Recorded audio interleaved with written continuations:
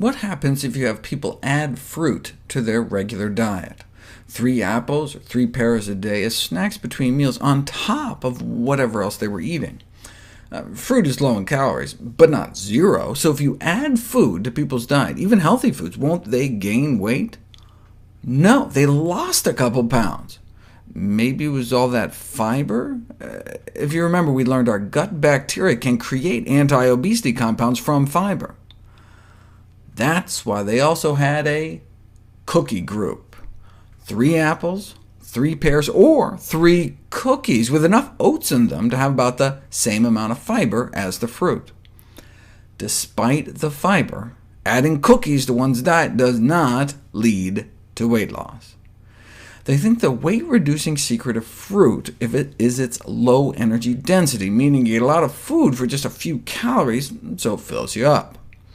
Energy density is a relatively new concept that has been identified as an important factor in body weight control in both adults and in children and adolescents. Energy density is defined as the amount of calories per unit weight of a food or beverage. Water, for example, provides a significant amount of weight without adding calories. Fiber, too. Thus, foods high in fiber and water are generally lower in energy density. On the other hand, because dietary fat provides the greatest amount of calories per weight, foods high in fat are generally high in energy density. The CDC offers some examples. High-energy density foods are like bacon, lots of calories in a small package.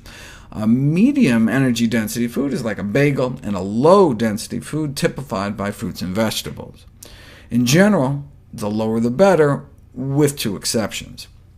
Soda is heavy. So heavy that by energy density it looks less harmful than it is, and nuts have so much fat they appear less healthy than they are. Otherwise, though, the science supports a relationship between energy density and body weight, such that consuming diets lower in energy density may be an effective strategy for weight control. This is because people tend to eat a consistent weight of food, so when there's less calories per pound, calorie intake is reduced. A small drop in energy density can lead to a small drop in weight, and the greater the decrease in energy density, the greater the weight loss. Energy density can be reduced in a variety of ways, such as the addition of fruits and vegetables to recipes, or by lowering the fat or sugar content. And indeed, that's how we evolved, eating predominantly low-energy density foods, such as fruits, vegetables, plants, and tubers, starch-filled roots like sweet potatoes. The first study to emphasize how fruits and vegetables could affect energy density and food intake was conducted more than 30 years ago. Researchers were able to cut people's caloric intake nearly in half, from 3,000 calories a day down to 1,570, without cutting portions, just by substituting less calorie-dense foods, which means lots of fruits, vegetables, whole grains, and beans, compared to a high-energy density meal with lots of meat and sugar. Nearly half the calories, but they enjoyed the meals just as much. They tried this in Hawaii, putting people on a traditional Hawaiian diet with all the plant foods they could eat. Lost an average of 17 pounds in just 21 days, resulting in better cholesterol, triglycerides, blood sugars, and blood pressure.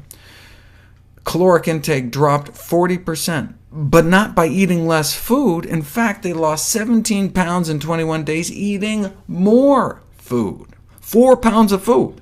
But because plants tend to be so calorically dilute, one can stuff oneself without getting the same kind of weight gain. And the energy density of foods is of interest for weight management, not only because it allows people to eat satisfying portions while limiting calories, but also because reductions in energy density are associated with improved dietary quality. For example, lower energy-dense diets associated with lower risk of pancreatic cancer.